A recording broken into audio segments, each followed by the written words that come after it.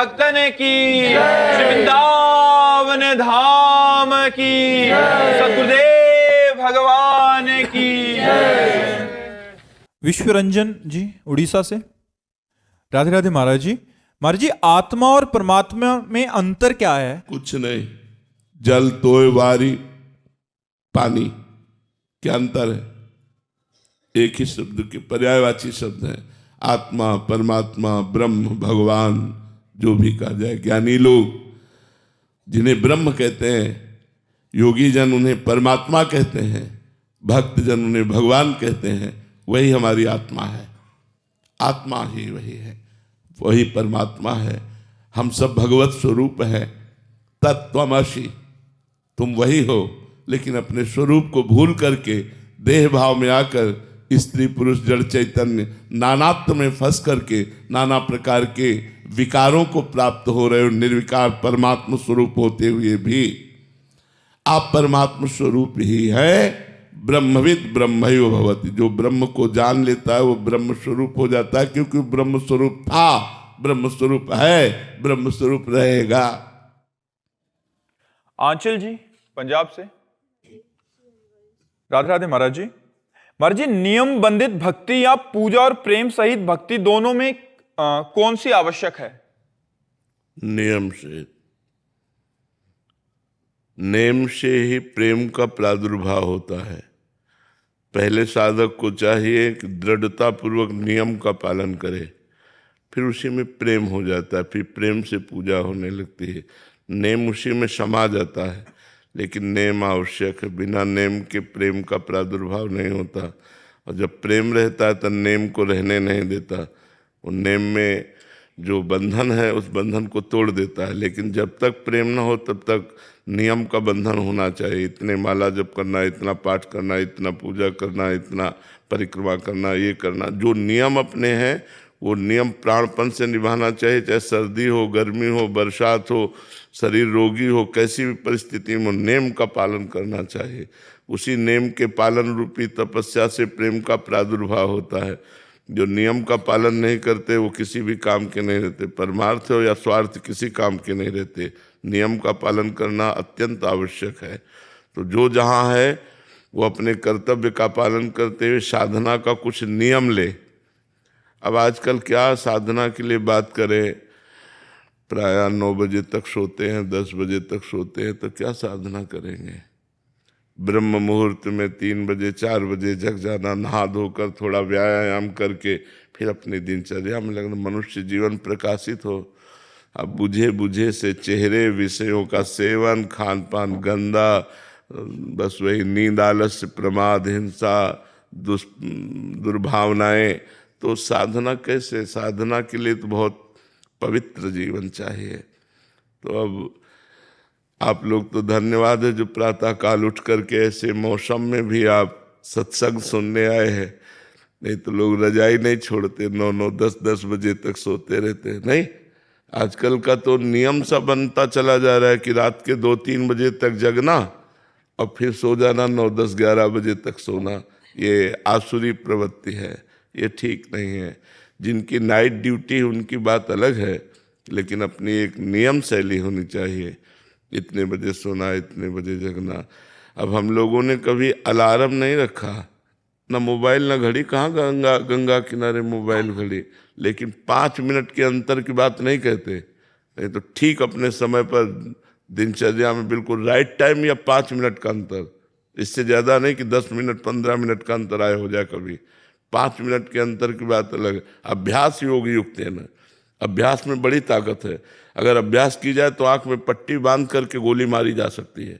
जरा सा खुरक मिल जाए तो पता चल जाएगा किधर है। बस वो कान से जरा सा सुन के उसी शब्द वेदी बाण पहले चलते थे। तो अभ्यास और नियम और अभ्यास के द्वारा हम माया पर विजय प्राप्त कर लेते हैं। नियम ही नहीं, अभ्यास ही नहीं है भजन का, तो फिर ऐसे प्रपंच में समय ज़्यादा व्यतीत होता है, भगवान की साधना में नहीं। इसलिए सबसे पहला नियम से चलना चाहिए। योगेश्वर दास जी वृंदावन से, रुचि का प्रश्न है महाराज जी। मर जी, आप कह रहे हैं कि गीता जी में भगवान बहुत जगहों पर कहते हैं कि मैं ही सब कुछ हूं, सूर्य का तेज मैं हूं, चंद्रमा की प्रभा मैं हूं, नारियों का मातृत्व भाव, पुरुषों का पुरुषत्व भाव, तेजस्वियों का तेज, वैश्वानर के रूप में भोजन पचाता हूं। लेकिन महाराज जी 18वें अध्याय में भगवान श्री कृष्ण कहते हैं ईश्वर सर्वभूतानाम, और उसके आगे ही कहते हैं तवेव शरणम। महाराज जी आप कह रहे हैं कि भगवान यहां अहम सर्वभूतानाम भी कह सकते थे, लेकिन उन्होंने ईश्वर ही सर्वभूतानाम ऐसा क्यों कहा महाराज जी? इसमें ईश्वर, किन ईश्वर की बात कर रहे हैं? जब अर्जुन भगवान सामने हैं और पूछते हैं ईश्वर को संबोधन करके, तो भगवान ईश्वर का ही उत्तर देते हैं, वो ये नहीं कह रहे कि।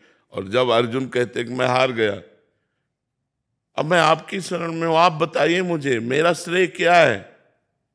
तब कहते मन मना भव मद भक्तो माध्या जी माम नमस्करो, मेरे को नमस्कार कर, मेरे को प्रणाम कर, मेरी पूजा कर, मेरे मन वाला हो जा। फिर ईश्वर को नहीं कहा। समझ रहे हो कि बात नहीं समझ रहे? जब अर्जुन ईश्वर की बात करते हैं तो भगवान ईश्वर शब्द का प्रयोग कर देते हैं, और जब कहते हैं मैं हार गया, ये सांख्य योग, कर्म योग, कभी ये योग कभी योग, हमें एक वो बता दो जिससे हमारा परम कल्याण हो। तो बोले सर्वधर्मान परित्यज्य माम एकम, मेरी शरण में आ जा। तो प्रश्नकर्ता के अनुसार उत्तर दिया जाता है। प्रवीण प्रवक्ता वही होता है जो प्रश्नकर्ता के अनुसार उत्तर दे। अब जैसे अगर इसको थोड़ा हटाकर परमार्थ से देखो तो लगेगा नहीं कि एक अहम भरी बात है। मन मना भो मद भक्तो माध्या जी बाब नमस्करो, मेरे मन वाला बन, मेरे को नमस्कार, मेरे को, ये अत्यंत प्रियता में होता है। और प्रवीण प्रवक्ता वही होता है जो प्रश्नकर्ता के शब्द पर उत्तर दे। शब्द जो है वो परमात्मा कैसा है तो फिर उसका वर्णन करो। नहीं तो सामने परमात्मा श्री कृष्ण खड़े हैं, उनको मान क्यों नहीं रहे हो? जब कहते मैं हार गया, तब कहते सर्वधर्मान परित्यज्य माम एकम शरणम व्रज, तू मेरी शरण में आ जा, सब छोड़ दे, सब छोड़कर मेरी शरण में आ जा। अहम त्वाम सर्व पापेभ्यो मोक्षयिष्यामि मा शुचा, मैं तुम्हें समस्त पापों से मुक्त करके परम पवित्र कर दूंगा। तो बात समझ पा रहे ना आप? सुनीता सिंह जी। राधे राधे। राधे राधे महाराज जी। महाराज जी, सब ईश्वर पर समर्पण करने के बाद भी मन कभी कभी उदास और खालीपन महसूस सा करता नहीं, है। गलत गलत, समर्पण हुआ ही नहीं। सब समर्पण करने के बाद मन ऐसा उत्साहित रहता है हर समय कि तुम्हें वाणी की सामर्थ्य नहीं कि हम तुम्हें बता सके। बस इतना तुम्हें लौकिक उदाहरण में, यद्यप जमता नहीं है फिर भी उदाहरण बता रहे हैं। जैसे किसी नए लड़के का और उसके मनोनुकूल लड़की मिल गई हो, और नई लड़की को उसके मनोनुकूल लड़का मिल गया हो, और दोनों का ब्याह 2-4 दिन में होना हो, उनका मन कैसा रहता है? फूला फूला नहीं रहता। तो ये तो एक लौकिक प्रीतम की बात है, लौकिक प्यार की बात है। अलौकिक प्रीतम अनंत ब्रह्मांडों के स्वामी के मिलन की चाह, और उदासी, मन खाली खाली, ऐसा मुझे तो नहीं लगता। हर समय एक नवीन उत्साह, एक नवीन चेष्टा, नए पद्धति से भजन करने का, नई तपस्या करने का मन, प्रभु के लिए प्राणों को बलिदान करने का मन, ये उत्साह रहता है। हाँ, भोगों से मन हटा रहे हैं और परमानंद मिला नहीं तो खाली खाली पन्ने होता है कि भोगों को भोग नहीं रहे और प्रभु का रस मिला नहीं तो एक खालीपन सा महसूस होता है। ये खतरनाक स्थिति होती है। इसी खालीपन में फंस जाता है साधक। साधक इसी खालीपन में फंस जाता है। इस खालीपन को व्यक्त न करे और इस खालीपन को महसूस भी ना होने दे और आगे बढ़ता चला जाए तो परमात्मा की तरफ बढ़ जाएगा, न कहीं फंस जाएगा। कंचन कामनी कीर्ति कहीं न कहीं ढेर हो जाएगा, क्योंकि उसे कोई चाहिए, उसे कुछ चाहिए। खालीपन महसूस हो रहा है ना, और जिसे नहीं चाहिए वो निकल जाता है। जा ही न चाहिए कबहू कछु, तुम सन सहज सने, बसो निरंतर तासुर सो राउर निज गे। जीवन में ये बात जरूर हमारी जो भी साधना कर रहे हैं, ये बात जरूर समझें कि जब तक भगवदानंद नहीं मिलता, विषयानंद का त्याग किया जाता है, तब तक एक मन में अभाव सा रहता है। लगता है कोई मेरा हो, मतलब आखिरकार मनुष्य शरीर है ना, तो उसकी मांग होती है, और वो मन है और कुछ नहीं है। वो भोगों को भोगना चाहता है, वो संसार में फंसाना चाहता है और साधक समझ नहीं पाता, तो कहीं धन में, मान प्रतिष्ठा में, कहीं न कहीं वो मन दे बैठा। जहां मन दे बैठा मारा गया, जहां मन दे बैठा मारा गया। जो अपने मन को हर जगह से बचाकर संभाल कर, सावई मनः कृष्ण पदारविंदयो, भगवान के चरणारविंद में अभाव, भगवान मेरा मेरे हृदय में विराजमान है। अभाव किसका? अभाव जो अनुभव हो रहा है वो भोगों का। चूंकि भोगानंद छूट रहे हैं और भगवदानंद मिल नहीं रहा, इसलिए वो बीच की स्थिति बड़ी डामाडोल होती है। इसमें बहुत संभाल के चलना चाहिए साधक को, नहीं तो वो गिर जाएगा। कंचन कामिनी कीर्ति किसी न किसी में गिर जाएगा। के सत्यनारायण जी, राधे राधे महाराज जी, प्रणाम। महाराज जी, मंदिर और महंतों के पास आने वालों की अपूर्व वृद्धि हुई है। मंदिर जाने वालों की और संतों महंतों के पास जाने वालों की अपूर्व वृद्धि हुई है, जो पहले देखा नहीं गया। ऐसे में महाराज जी, क्या इसे देखकर हम त्रेता युग की भक्ति लौटने का संकेत माना जा सकता है? देखो, युग धर्म तो अपना प्रभाव दिखा के रहता है। ये तो भगवान की कृपा से प्रकाशित हुआ है। जैसे इस समय तो त्रेता युग तो नहीं, पर त्रेता युग जैसा, जैसे माँ तो नहीं पर माँ जैसी। अरे युग तो कलयुग ही चल रहा है, पर संतों का और भगवान के भक्तों का प्रताप जब उदय होता है तो वो युग धर्म में भी वो सतयुग और त्रेता को ला देता है। जैसे इस समय आप देखो, सतयुग में बैठे हैं, कोई प्रपंच नहीं, कोई कामना नहीं, कोई अशांति नहीं, एक अलौकिक आनंद आप अनुभव कीजिए, एक भागवतिक आनंद, एक मतलब दिव्य शांति। ये सतयुग की है। कलयुग में होते हैं ये भी। तो साधु समागम, भगवान के भक्तों का जो प्रेम, उससे प्रभावित होकर भगवान जो अपना प्रकाश करते हैं, ये प्रकाश भगवान का ही है, किसी व्यक्ति का नहीं है। तो भगवान प्रकाश करते हैं, तो भगवान सत्य है, तो सत प्रकाश होता है। तो उसी में सतयुग का प्रभाव दिखाई देता है। नाम जप, नाम कीर्तन, भगवत कथा, भगवत वार्ता, ये सब सत है। तो इसी से सतयुग है। और कलयुग में जहाँ शराब पी जाती है, मांस खाया जाता है, व्यभिचार किया जाता है, जुआ खेला जाता है, चोरी, हिंसा, घूस, इस तरह के व्यवहार होते हैं, वहाँ कलयुग का प्रभाव होता है। तो इस समय जो प्रभाव दिखाई दे रहा है वो भगवान का प्रभाव है। हम भी आश्चर्यचकित है कि कलयुग में ऐसी प्राणियों की श्रद्धा, जिसे आश्चर्यमयी श्रद्धा कहते हैं, वो आश्चर्यमयी श्रद्धा लोगों में प्रकाशित हो रही। ये भगवान की कृपा है और ये आगे चलकर नहीं रहेगी। क्योंकि जैसे जैसे कलयुग का प्रभाव बढ़ेगा वैसे वैसे दबती चली जाएगी। पीछे नहीं थी, मुगलों का राज्य था, पीछे नहीं थी। ये बीच का जो अभी समय आया है, ये बहुत अच्छा समय आया है। इस समय अपने को भगवान की आराधना करने की बड़ी अनुकूलता है। आगे चलकर समय आएगा जो अनुकूल नहीं रहेगा। अभी अपना कल्याण कर लीजिए, नहीं धीरे धीरे धीरे धीरे। जैसे पहले मोबाइल नहीं था तो क्या सब लोगों का काम नहीं चलता था? क्या सबका काम चलता था। और मोबाइल से बड़ी सुविधाएं भी हुई तो बड़ी दुविधाएं भी हो गई, बड़ी परेशानियां भी मोल ले ली। जैसे बच्चे गेम खेलने लगे, पैसे लगाने लगे, गंदी बातें देखने लगे, गंदे सीरियल देखने लगे, उससे गंदी विचार, निगेटिव विचार, धर्म रहित विचार जो हमारे समाज में वायरल की तरह फैल गए। नहीं, वायरस की तरह नहीं फैल गए। छोटे छोटे बच्चों में गंदी बातें। एक 12 वर्ष का बच्चा यहाँ बैठ करके बोल रहा था, मुझे बचा लीजिए। हम कहा, आपको क्या हो गया? बोले, मैं गंदी बात का शिकार हो चुका हूँ। आप कितने साल के हैं? बोले 12 वर्ष के। तो अब 12 वर्ष का बच्चा गंदी बात का शिकार हो गया तो इसका मतलब है गंदा संग। तो बहुत बढ़िया एकांत में गंदा संग मोबाइल से है।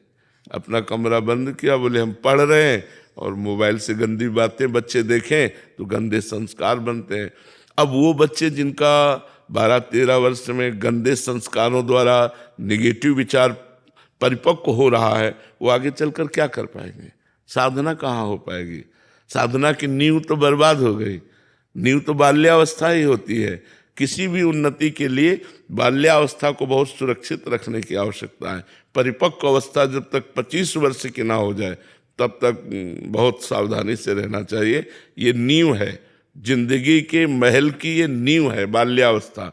अब बाल्यावस्था में व्यसन, बच्चे नशा करने लगते हैं, ये सब कलयुग का प्रभाव है।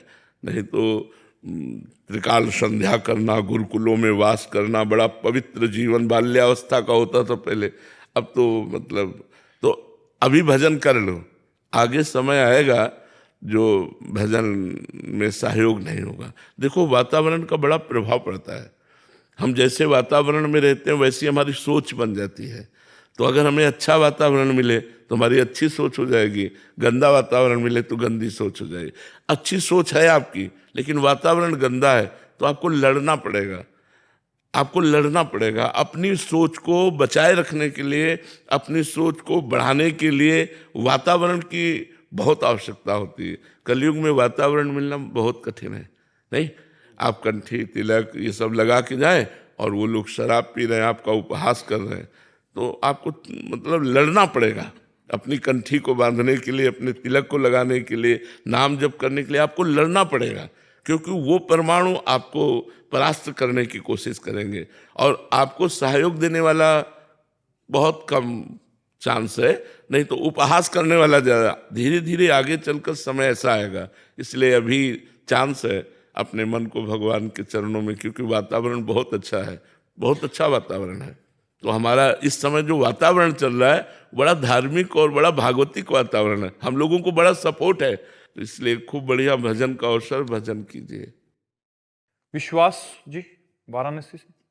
राधे राधे महाराज जी। महाराज जी, क्या समाज सेवा करने से प्रभु सेवा का मार्ग खुलता है? भाव बनाओ के, यदि हम प्रभु का भाव बनावें, सब में भगवान है, तो हम जो समाज की सेवा कर रहे हो अपने भगवान की सेवा कर रहे हैं, तो इससे प्रभु का मार्ग खुलेगा। और केवल समाज सेवा कर रहे हैं, भगवत भाव नहीं, तो पुण्य बनेगा।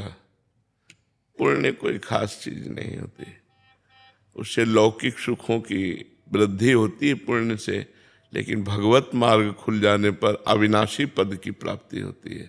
दुखों का जड़ से नाश हो जाता है और जीव परमानंद में डूब जाता है।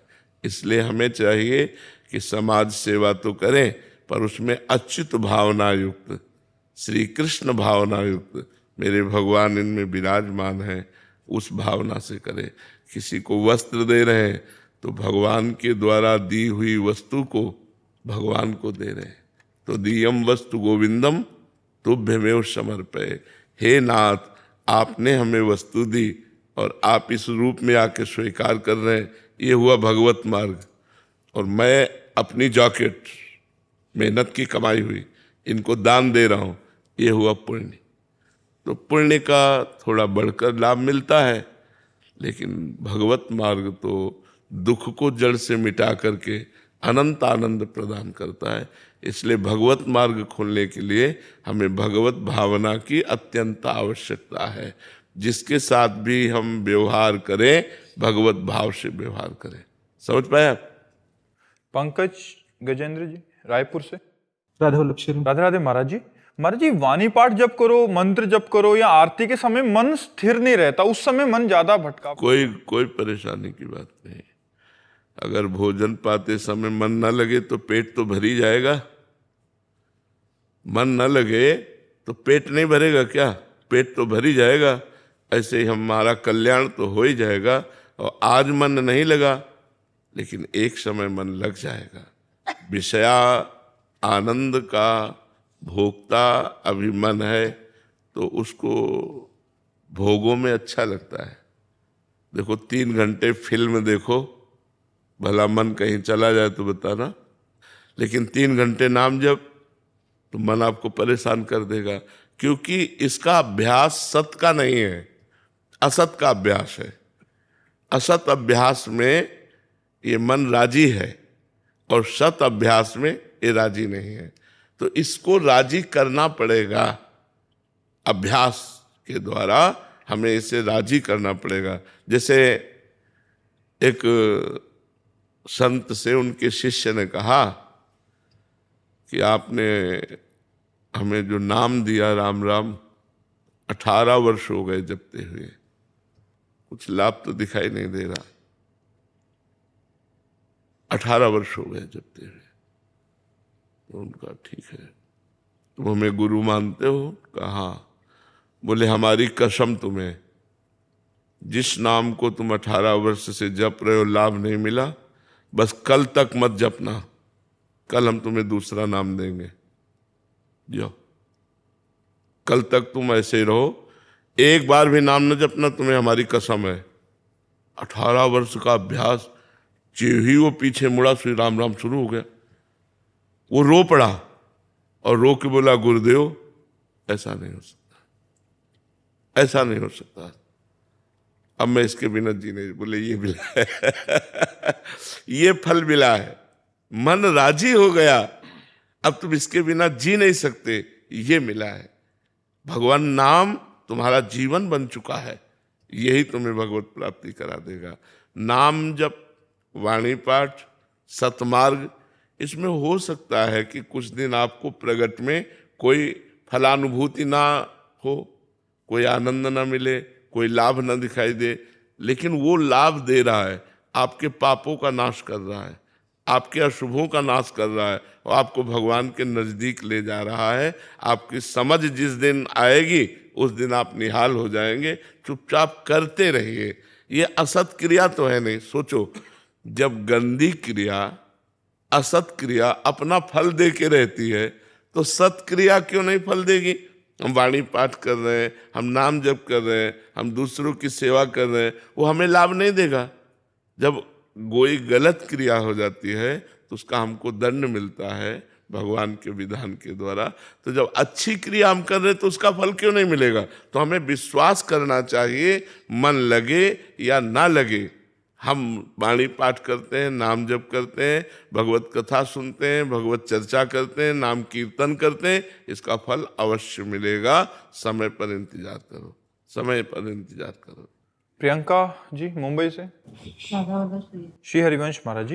महाराज जी, सेवक वाणी के तीसरे प्रकरण में श्रीहित नाम प्रताप यश में लिखा है कि साधक को अपने रसिकाचार्य से निष्ठापूर्वक ये प्रश्न पूछना चाहिए कि श्री हरिवंश धर्म का अनुसरण करने वाले साधक को किस प्रकार के आचरण करने चाहिए और कौन से वो पुण्य कर्म है जिनको करने से श्री हरिवंश की शरण प्राप्त होती है।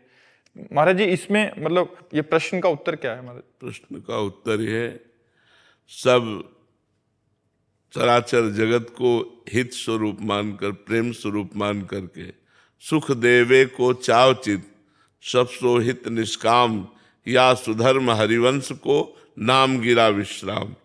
महाप्रभु ने, हरिवंश महाप्रभु ने एक दोहे में अपने धर्म को वर्णन किया, सब सो हित, सबसे प्यार करो, लेकिन निष्काम मति, उसके बदले में कुछ चाहो मत।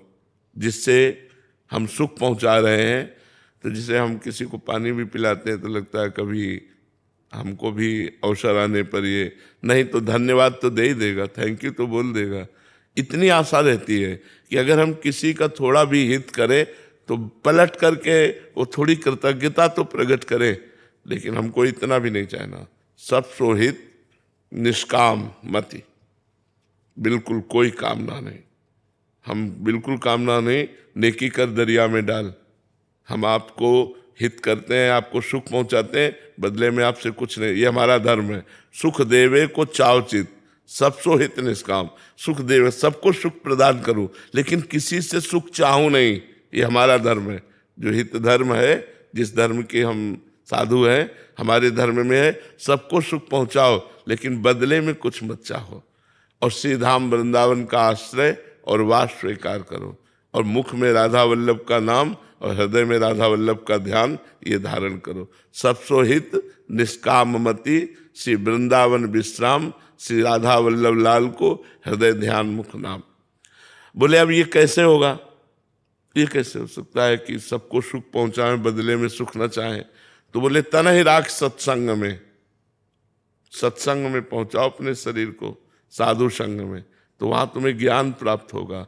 जब तुम्हें विवेक प्राप्त होगा तब तुम दूसरों को सुख पहुंचाओगे। कि आपको सुख पहुंचाया मानो अपने राधा वल्लभ लाल को सुख पहुंचाया, आपको सुख पहुंचाया मतलब राधा वल्लभ लाल। तो अपने प्यारे को सुख पहुंचाने से बदले में कुछ थोड़ी चाह जाता है, वो सुखी है ये देखकर हमको सुख होता है। अपने प्यारे को सुख पहुंचाया जाता, जैसे माँ अपने बच्चे को अच्छे अच्छे पदार्थ खवा रही है, तो उससे पूछो तुम क्यों खवा रही हो, तो मेरा बेटा है, तुम्हें क्या सुख मिल रहा है, ये खा रहा है पी रहा है, ये देख के सुख मिल रहा है। और थोड़ा दूध और पियो ना, वो और छोटे बच्चे दूध और पी, जबरदस्ती हो थोड़ा दूध, क्योंकि तो तसल्ली होती है, अच्छे से दूध पी लिया।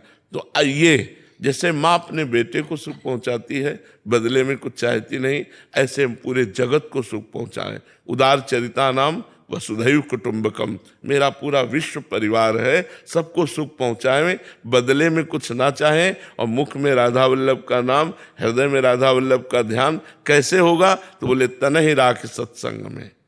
जब तुम सत्संग में बैठोगे, साधु समागम करोगे, तो मन ही प्रेम रस भयो, तब मन प्रेम में जाएगा। और ये क्रिया प्रेम से होती है।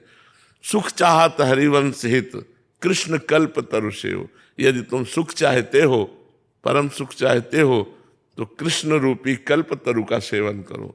प्रणत कामदम पद्मजार्चितम धरणि मंडनम ध्येयमापदी। भगवान श्री कृष्ण के चरणारविंद ऐसे हैं कि जो उनमें प्रणत हो जाए तो उसकी कामनाओं की पूर्ति कर देते। प्रणत कामदम पद्मजार्चितम, स्वयं लक्ष्मी जी जिन चरणों की पूजा करती है वो चरणारविंद है।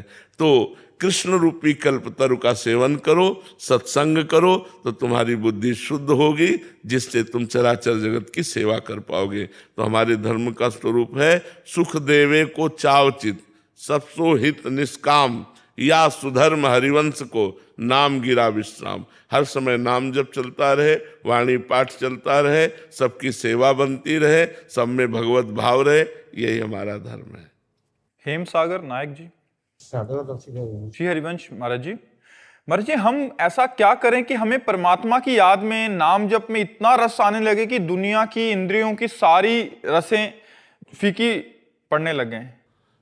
पहले भोजन सुधारो, नींद कम करो, मौन का अधिक आश्रय लो, अधिकतर मौन रो, विचार मौन। एक होता जड़ मौन, बिल्कुल नहीं बोलना, गृहस्थी में जड़ मौन नहीं चल पाएगा। विचार मौन आवश्यक है तो बोलिए, नहीं तो अनावश्यक बोलिए मत। वाणी को पवित्र रखिए, नेत्रों को पवित्र रखिए, कानों को पवित्र रखिए, संयम में रखिए। और नाम जप का जिह्वा से अभ्यास कीजिए। अभ्यास करते करते जब आपका पवित्र भोजन, पवित्र विचार, तो फिर नाम पकड़ लेता है और बार बार हृदय में वो चलने लगता है। और जब नाम चलने लगता है तो एक आनंद की अनुभूति होती है, एक नशा चढ़ता है। जब वो आनंद मिलता है तो ये सब फीके हो जाते हैं। जब तक वो नहीं मिलेगा तब तक बहुत दुर्दशा है। वो भोग नहीं रहे जो भोगना है, और जो मिलना चाहिए वो मिला नहीं, तो बीच के साधक की बड़ी गड़बड़ी है। बीच वाला बड़ा गड़बड़ स्थिति का साधक होता है। एक मान लो विषयों में पड़ा है तो पड़ा ही है बेचारा। अब वो ना तो विषय भोग रहा है और ना भगवदानंद मिल रहा है, तो मन उसका बहुत दुखी रहता है कि विषयाकर्षण उसको बरबस खींच रहा है, पर वो भगवान से मिलना चाहता है, इसलिए वो भोग नहीं रहा। और भगवान मिले नहीं, भगवदानंद मिला नहीं, तो बड़ी उसकी इसी बात से फिर रोना आता है। जब हम विषय सेवन नहीं करते और भगवान मिले नहीं, तब रोना आता है, प्रभु अब तो कृपा करो, हे दीन बंधु अब तो दया। वही विरह बन जाता है और विरह ही भगवान से मिला देता है। तो हमें पहले चाहिए भोजन पवित्र होना चाहिए, संग पवित्र होना चाहिए, हमारा चिंतन पवित्र होना चाहिए, हर इंद्री पवित्र होनी चाहिए, तब भगवान के भजन में रति होती है। तो खूब पवित्रता का निर्वाह करो और नाम जप करो। तो नाम जप से धीरे धीरे जब भगवदानंद मिलेगा तब विषयानंद फीका पड़ जाएगा। जब तक भगवदानंद नहीं मिलेगा तब तक विषयानंद की तरफ मन आकर्षित होता ही रहेगा। जी। अजय प्रताप जी मध्य प्रदेश से। राधे राधे महाराज जी। महाराज जी, अहंकार अगर शून्य हो जाएगा तो संसार में हम व्यवहार कैसे कर पाएंगे महाराज जी? तुम्हारे द्वारा थोड़ी कुछ किया जा रहा है। गुणानुगुण वर्तन्ते मनुष्याः पार्थ सर्वशः। शतोगुण रजोगुण तमोगुण की प्रेरणा से संपूर्ण सृष्टि संचालित हो रही है। ऐसे ही आपके शरीर के भी कार्य सतोगुण रजोगुण तमोगुण के द्वारा प्रेरित हो रहे हैं।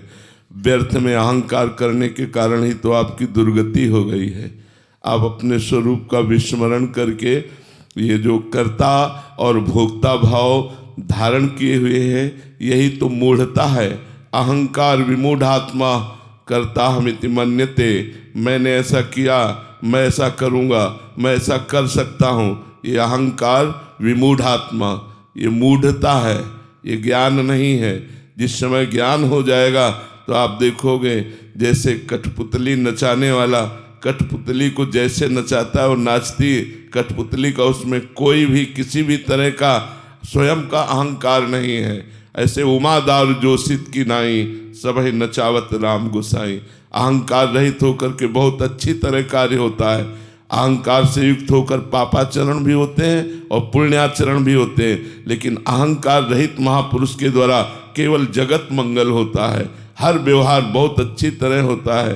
परम ज्ञानी जनक जी के द्वारा पूरा राज्य संचालन होता है और ब्रह्मबोध संपन्न महापुरुषों के गुरु हैं वो। श्री सुखदेव जी जैसे महामुनि के भी गुरु हैं वो। इतना आत्मबोध में तन्मय है कि उन्हें विदेह राज कहा गया। अभी आप साधना नहीं किए इसलिए आपको पता नहीं है कि अहंकार रहित होने पर व्यवहार का कार्य कितना सुंदर ढंग से होता है। अहंकारी से तो सुंदर ढंग से हो ही नहीं सकता।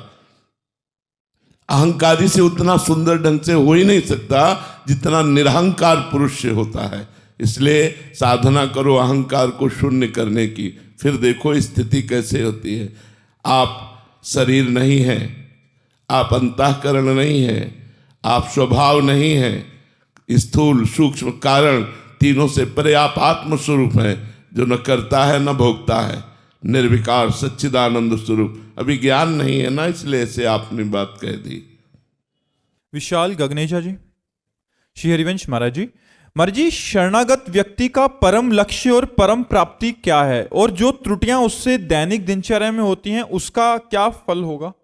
सबसे पहला लक्ष्य शरणागत का तदर्पिता अखिलाचारिता तद्विस्मरणेन परम व्याकुलतेति, अपने आराध्य देव को समस्त अपने पवित्र आचरण अर्पित करे, कोई भी धर्म विरुद्ध आचरण न करे, प्रतिकूलस्य विसर्जनम, शास्त्र और संतों के प्रतिकूल आचरणों का त्याग करे, शास्त्र सम्मत कार्यों को भगवद अर्पित करे, तदर्पिता अखिलाचारिता, समस्त आचरण समस्त कर्म भगवान को समर्पित करे, और तद विस्मरण परम व्याकुलतेति, एक क्षण का भी विस्मरण हो जाने पर वो परम व्याकुल हो जाए।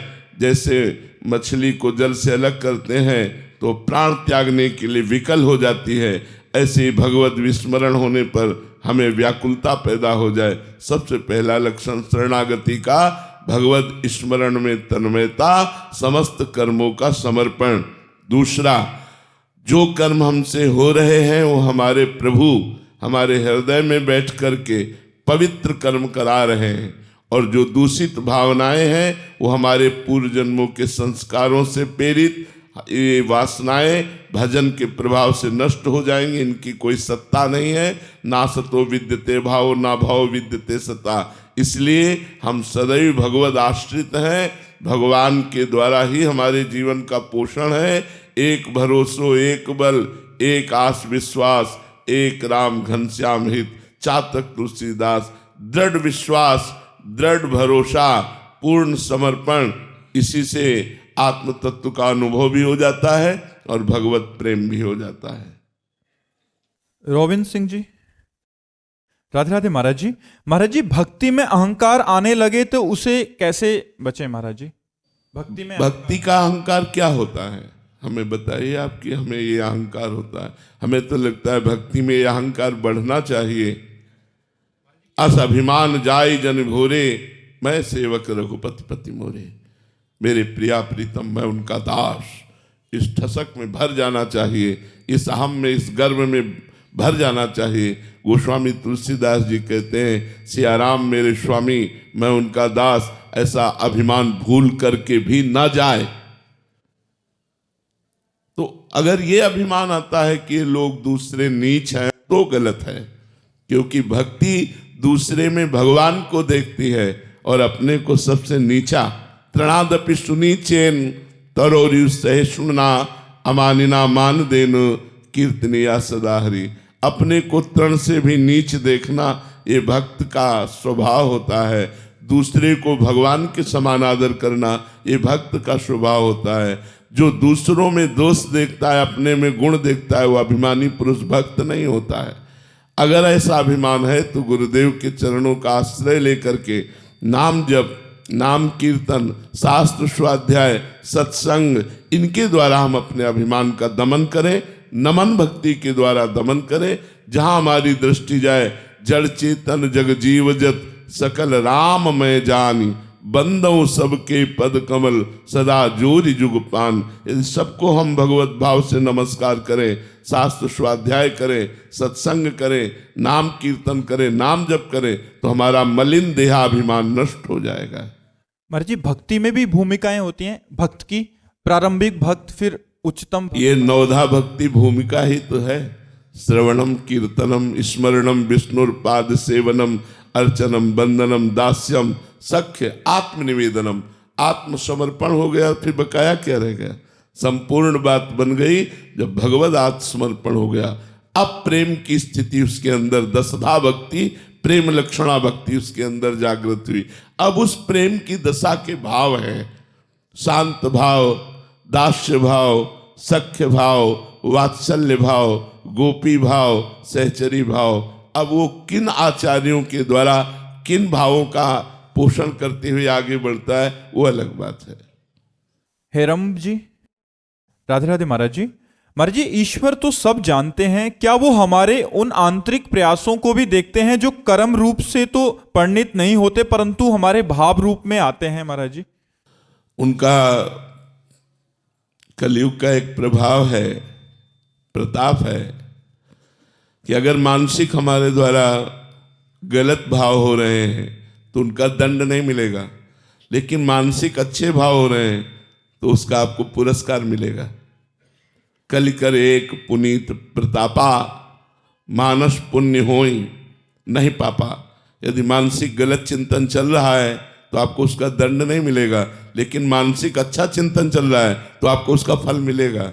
कलयुग का एक प्रताप है। अन्य युगों में तो मानसिक कलुषता का भी दंड मिलता था, मानसिक पाप का भी फल मिलता था, लेकिन कलयुग में नहीं है। भगवान आपके सब भावों को देख रहे हैं। एक एक सेकेंड का हिसाब होगा, अच्छा या बुरा, जो भी सोच रहे हैं, कर रहे हैं, वो सब आपको आगे भोगना पड़ेगा। जो अच्छा कर रहे हैं तो अच्छा, बुरा कर रहे हैं तो बुरा। एक एक सेकेंड की सोच को भगवान देख रहे हैं। हमारे प्रभु आपके हृदय में ही बैठे देख रहे हैं, कहीं दूर नहीं है। ज्योति जी दिल्ली से, राधे राधे महाराज जी। महाराज जी, हमें पता है कि भगवान की हम पर असीम कृपा है, उन्होंने जो जरूरी था वो सब हमें दिया और वे हमसे बड़ा प्रेम करते हैं। हमें वो क्या जरूरी दिया? रुपया, पैसा, मकान, परिवार, रिश्ते, नाते, क्या ये हमें जरूरी था?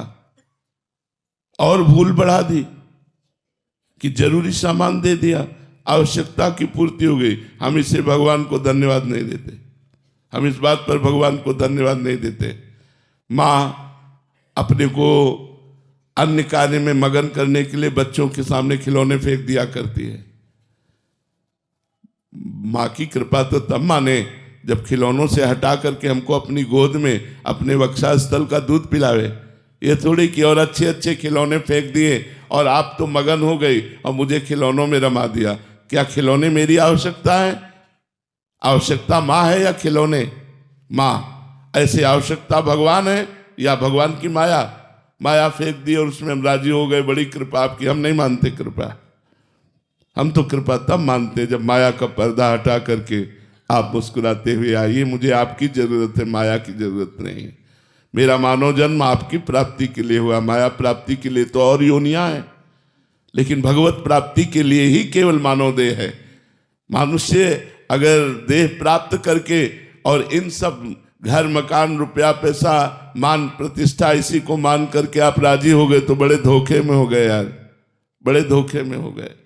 साधन धाम मोक्ष कर द्वारा। ये मोक्ष प्राप्ति के लिए है, भगवत प्राप्ति के लिए है। आपका जीवन व्यतीत होता चला जा रहा है, किसी की 40 वर्ष आयु गई, 50 वर्ष आयु गई, लेकिन आपने अनुभव क्या किया? अभी मृत्यु आने वाली है, आपके शरीर को छुड़ा देगी, घर परिवार रिश्ते नाते सब यहीं रह जाएंगे। आपके पास क्या दुर्लभ मानुष्य देह से कमाया हुआ है, पाप पुण्य, ये क्या है? ये दुर्लभता है, दुर्लभता है। हमने भजन किया, हमने तपस्या की, साधना की, गृहस्थ में रहते हुए परोपकार किया, मेहनत से कमाया, परिवार का पोषण किया और नाम जप किया, ये आपके पास है। अगर नाम जप आपके पास है, भगवत चिंतन आपके पास है, तो आपको भगवान ने आवश्यक चीज दी। अगर भगवत चिंतन नहीं है तो अनावश्यक है वो सब, हम उसे आवश्यक नहीं समझते। हमारे जीवन की आवश्यकता आनंद है, और आनंद भोगों में नहीं, परमात्मा में है।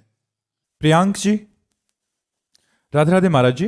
महाराज जी, मन में ये व्यथा है कि किसी के प्रति प्रेम और लगाव में क्या अंतर है? क्या हम श्री जी के लिए पूज्य महाराज जी जैसा प्रेम ला सकते हैं, या ये गृहस्थ जीवन में लगाव मात्र रह जाएगा? लगाव ही प्रेम है। जितना लगाव बढ़ जाता है उसी को शास्त्रीय भाषा में प्रेम कहते हैं, ग्रामीण भाषा में लगाव कहते हैं।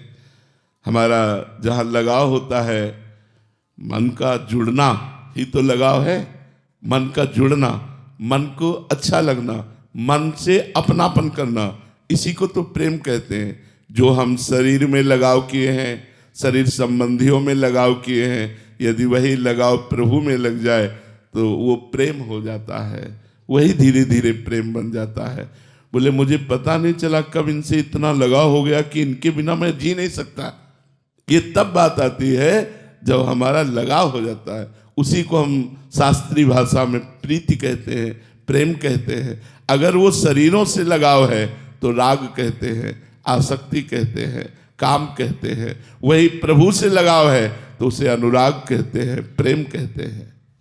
विशाल सिंह जी, राधे राधे महाराज जी। गुरुदेव, एक बार आपने सत्संग में समर्थ गुरु रामदास जी का चरित्र सुनाते समय कहा था कि गुरु कृपा से ही अहंकार का नाश होता है। महाराज जी, वो गुरु कृपा हम सहज रूप से कैसे प्राप्त कर सकते हैं? कृपया मार्गदर्शन करें। उनकी आज्ञा का पालन करने से। आज्ञा शमन सुसाहिब सेवा, अपने गुरुदेव की आज्ञा का पालन करना ही सबसे बड़ी सेवा है। अब जोई कहें करें हम सोई, आयस लिए चले निज दासी, मन क्रम वचन त्रिशुद्ध सकल मत, हम श्री हित हरिवंश उपासी। एक बार हरिव्यास देवाचार्य जी महाराज श्री भट्ट देवाचार्य जी के पास गए और कहा हम आपसे दीक्षा लेना चाहते हैं। उनका हमारी गोदी पे कुछ दिखाई दे रहा है? नहीं, जाओ गिरिराज जी की 12 वर्ष तक परिक्रमा करो राधा राधा रटते हुए, फिर हमारे पास आओ। आज्ञा का पालन। 12 वर्ष तक राधा राधा रटते हुए समय व्यतीत करके जब आए तो कहा आप कुछ गोद में दिखाई दे रहा है? बोले नहीं। बोले फिर 12 वर्ष जाओ, राधा राधा रटो। 24 वर्ष राधा राधा रटते हुए गिरिराज जी की रोज परिक्रमा लगाते हुए अपने गुरु आज्ञा का पालन किया। जब आए 24 वर्ष बाद तो बोले गुरुदेव आपकी गोद में श्यामा श्याम विराजमान है, ये दिखाई दे रहे। बोले हाँ, अब आओ दीक्षा देते हैं। पहले सिद्ध कर दिया, फिर दीक्षा दी। गुरु की आज्ञा ही सबसे बड़ी सेवा है। गुरु की आज्ञा ही अहंकार का नाश है। बोले 12 वर्ष परिक्रमा करके राधा राधा रटते हुए समय व्यतीत किया। बोले फिर जाओ 12 वर्ष। ये तो आप हर बार कहते रहोगे, दीक्षा दीजिए फिर आप आज्ञा कीजिए, ऐसा नहीं प्रश्न किया। जो आज्ञा हुई उस पर तत्पर हो गए तो अहंकार का भी नाश हो गया, भगवत साक्षात्कार हो गया। और इतने बड़े महापुरुष हुए कि महावाणी नामक रस ग्रंथ की रचना हरिव्यास देवाचार्य जी ने की गुरु प्रताप से। तो जो गुरु की आज्ञा का पालन करता है वही गुरु सेवक है। जो गुरु सेवक है वो अहंकार रहित हो ही जाता है, क्योंकि गुरुदेव की कृपा इस सबसे बड़े दुश्मन अहंकार पर रहती है। अहंकार नष्ट हो गया तो संस्कृति चक्र नष्ट हो गया। ये जो पुनरपि जननम पुनरपि मरणम पुनरपि जननी जठरे शयनम चक्र है, ये इसका मूल जो है वो अहंकार है। संस्कृति मूल सूल प्रद नाना सकल शोक दायक अभिमाना ताते करे कृपा निधि दूरी सेवक पर ममता अति भूरी। इसलिए कृपा निधि इष्ट और कृपा निधि गुरुदेव पहले उपासक के अहंकार का नाश करते हैं। जो निरहंकार हो जाता है तब वो चिदानंद रस का अधिकारी बनता है। महाराज जी, आपने गुरु आज्ञा की बात कही अभी। महाराज जी, एक सवाल था इसमें कि गुरु आज्ञा का मतलब किसी और से परीक्षण कराना चाहिए? समकालीन मतलब उनके समान संत भी हों तो गुरु आज्ञा कर दिया तो दूसरे से जाके पूछते हैं महाराज। ये अपराध है, ये अपराध है, क्योंकि दूसरे संत उसको किस रूप में लेते हैं। अगर सुलझा हुआ महापुरुष है तो सीधे बोलेगा, गलत, आप गुरु आज्ञा पर प्रश्न कैसे उठा दिए, चुपचाप अपने गुरु की आज्ञा का पालन करो। अगर सुलझा हुआ नहीं है तो कहे ये क्या, कोई उपदेश दिया नहीं, कोई साधना बताई नहीं, बोले 12 वर्ष परिक्रमा लगाओ। अब 12 वर्ष तक दूर रहकर परिक्रमा, फिर ये क्या बोले 24 वर्ष लगाओ। वो गुरु की आज्ञा में कमी निकाल सकते हैं, इसलिए अपराध बनने की संभावना है। अपने गुरुदेव की बात पर यदि एक तो संशय नहीं होना चाहिए, और यदि प्रश्न उठे तो गुरुदेव से ही प्रश्न करना चाहिए, किसी और से नहीं। कि गुरुदेव भगवान हमारा मन विश्वास युक्त हो जाए, इसलिए आपसे पूछ रहा हूं, क्या अत्यंत अनिवार्य है 12 वर्ष तक परिक्रमा लगाना? हाँ, गुरुदेव से ही पूछना चाहिए, वो हमारा समाधान करेंगे। प्रणपातेंच प्रश्नया, साष्टांग दंडवत करके हाथ जोड़कर नम्रता पूर्वक यदि प्रश्न किया जाए वो दोष नहीं है। लेकिन गुरु के आदेश को किसी दूसरे संत से प्रमाणित करवाना ये बहुत बड़ा अपराध बन जाएगा, क्योंकि वो बात फिर अवज्ञा के रूप में आ जाएगी। गुरु की अवज्ञा करना फिर वो परमार्थ का प्रतीक नहीं है, जो अपने प्राणेश्वर प्राणनाथ गुरुदेव की आज्ञा को किसी और के सामने व्यक्त करके उससे उसमें मोहर लगवाना चाहे। बहुत वो अल्पज्ञ है और वो अवज्ञा हो जाएगी। गुरु अवज्ञा हो जाएगी तो परमार्थ बनेगा ही नहीं। आओ महाराज जी, स्वामी नारायण। महाराज जी, बड़े दिनों से इच्छा थी, 5 साल से इच्छा थी मेरी कि आपके दर्शन करेंगे आप। बहुत कृपा, बहुत कृपा स्वामी। आओ। ये हमारे गुरु महंत स्वामी महाराज, ये लाओ जो जिनके गुणों से रिश्ते हैं गिरधारी, जैसे आपके गुणों से रिश्ते हैं श्यामा श्याम जी, ऐसे ये प्रमुख स्वामी महाराज, इन्होंने 1200 साधु बनाए हमारे जैसे सभी।